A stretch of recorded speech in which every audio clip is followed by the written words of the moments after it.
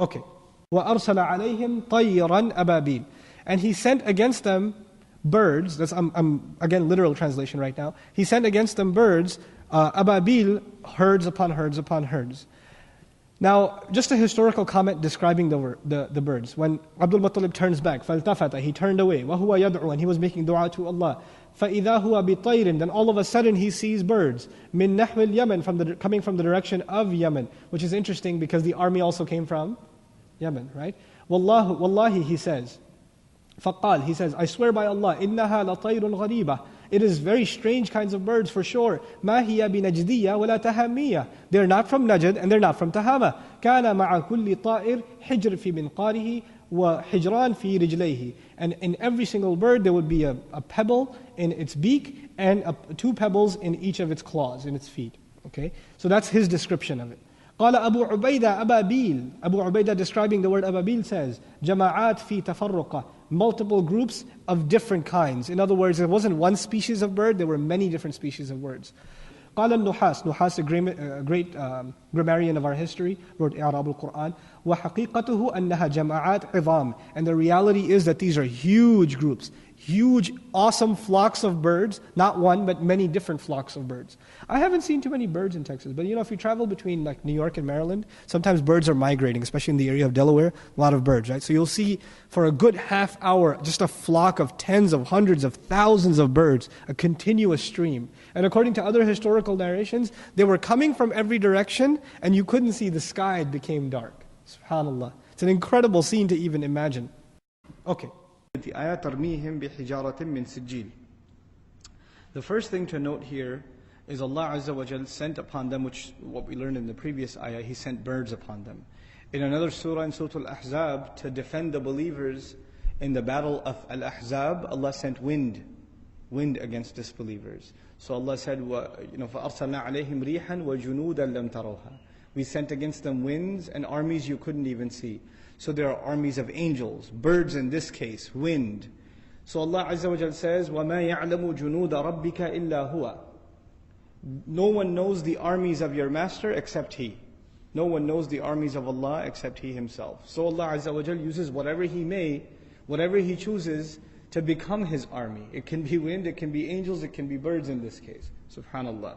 There are interesting vocabulary inside this ayah. The first word, tarmihim, is the present form of the word rama. Now, this is a past tense incident. This is something that happened in the past. But tarmi is being used. The present tense is being used. When the mudari' form is used to refer to something in the past tense, the purpose of that is to mention that something happened over and over again. In other words, they didn't just throw it once, they kept throwing. The pebbles, they kept coming down and kept coming down. So if the word ramat was used, ramathum bihijaratin min sijil, it would just mean once, and that's it, they fell. But it seemed like it just keeps on coming like rain, and that is captured in the word tarmihim in the present form. Then the word rama yarmi, the origin of the word, doesn't just mean to throw or to pelt. The first meaning of it is to throw something from a distance. So by using that word, one of the things we're learning is that the birds were at a very tall height where they were dropping it from. And you guys know now, the higher something is and you drop it, the harder it falls. Acceleration due to gravity. So these little pebbles are hitting like bullets by the time they're getting down to the ground. The other thing is, rama includes, or this rami in Arabic includes something that is thrown, not just thrown, but thrown with a specific target that you're aiming for. And by using this word, Allah Azza wa Jalla is teaching us every single pebble, it's like Allah Azza wa Jalla targeted every single criminal that it's supposed to hit and where it's supposed to hit them. So it's these guided missiles that Allah Azza wa Jalla was sending with the word tarmihim, that He sent against them.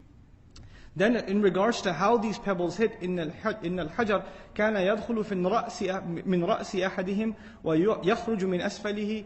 That the pebbles, they would enter into the skulls. And this is important because the skull is the hardest bone. It's the toughest bone to break. Right? And the only way you can bash somebody's skull really is like a bullet or something, right? It's something really hard hits it. But the pebbles would go into their skull and come out from behind them. It would go through them. And that's what the eyewitness accounts are describing. Now we come to the final ayah. By the way, you notice already the language is very, very graphic. It's full of very strong, sharp, not very pleasant imagery. Right? Allah didn't just say He destroyed them, He is giving us really explicit details of how He destroyed them. You know why that's important? Because of the word kayfa in the beginning of the surah. Allah didn't just say what He did with them, how He did with them. And when you ask the question how, the answer comes with details. When you say what did you do, you could just say I ate lunch.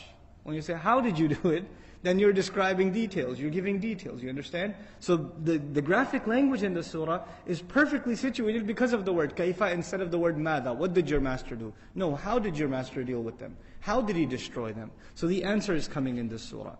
Then we find these two words, asf.